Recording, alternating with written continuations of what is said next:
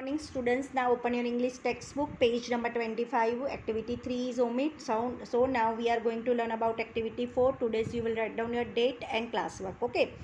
In the main text, words like a variety of diseases are given. Please note that singular words in use used to describe a number of person or things taken together. Such words are called collective nouns. In the brackets given below, a list of collective noun is mixed up. Work in groups or pair in identify.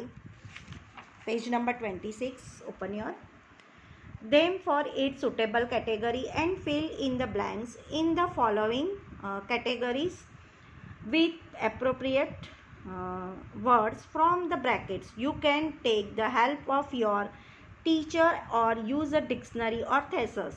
Okay, one example is given for you. यहाँ पे example एक एक के दिए गए हैं.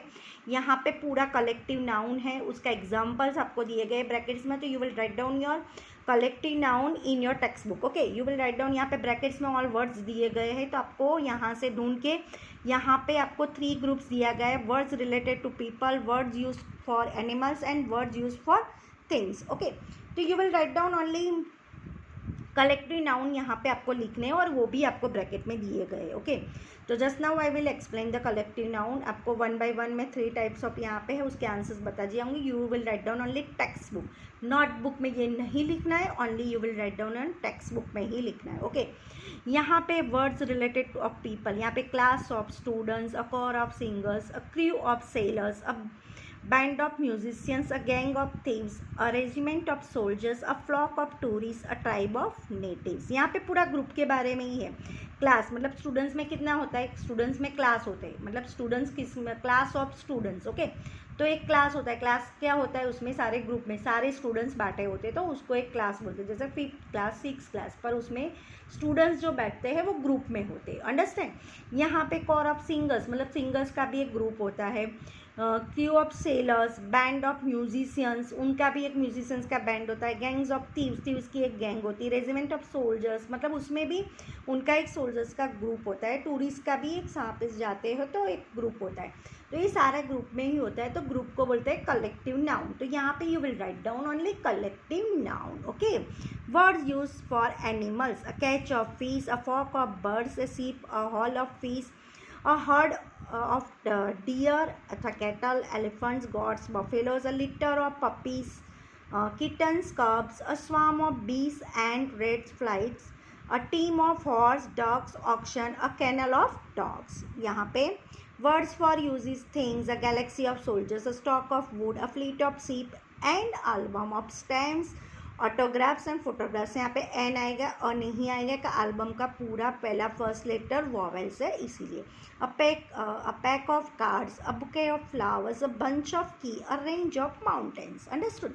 यहाँ पे ये पूरा फिनिश होता है. यहाँ पे एक्टिविटी 5 में work individually and write a paragraph using a simple past tense and about 50 to 100 words about how you had celebrated Uttarayan. After writing it, share your views in the class. आपको फिर उसके बारे में class में उसका views देना है. और ये पूरा सिंपल पास्ट टेंस में ही लिखना है, आपको और किसी में लिखना नहीं है. I will send you photographs for this Uttarayan, पर you will try it yourself. पहले आपको आपके साथी जैसे शेयर करना है. जैसे पास्ट टेंस में होता है तो पहले आप लिखोगे हाउ आई सेलिब्रेटेड उत्तरायण, मतलब मैं कैसे उत्तरायण सेलिब्रेट करता हूँ. सेलिब्रेटेड ही आएगा क्योंकि पास्ट टेंस में लिखना है.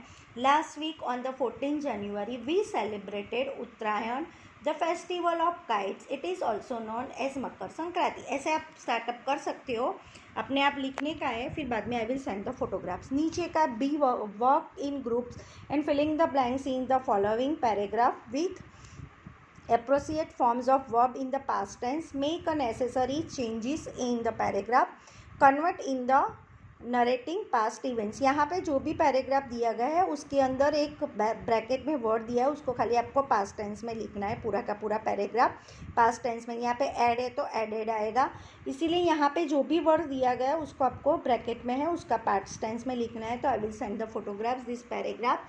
नेक्स्ट एक्सरसाइज सी है, तो यहाँ पे एक मैच द कॉलम दिया गया है. Match A to match B है, तो ये जैसे हमने लेटर पढ़ा था, closely study the sample letters given above activity 2। Activity 2 में हमें दो लेटर पैराग्राफ और section of letter is assign number, work in a groups, and match the following column A with B.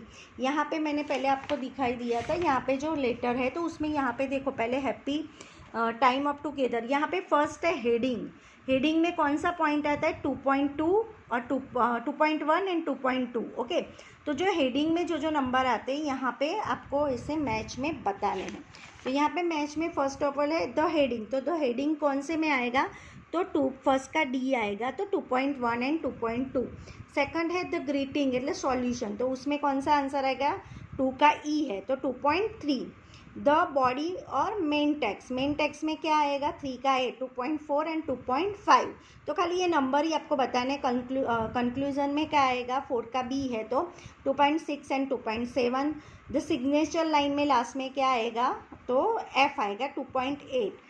और 6 में है पोस्टस्क्रिप्ट, तो वो तो दिया गया नहीं है तो नॉट गिवन, तो उसको आपको ऐसे मैच करना है। और यहाँ पे एक्टिविटी 6 मैंने ओमिट कर दी है, वो खाली कन्वर्जेशन है तो आपको लिखना नहीं है। Okay students, and now tomorrow I will explain you activity 7 for Christmas comes. Okay, तो जस्ट नाउ यहाँ पे फिनिश किया गया है, मैं उत्तरायण का पैराग्राफ वगैरह आई विल सेंड यू। और दूसरा यहाँ पे जो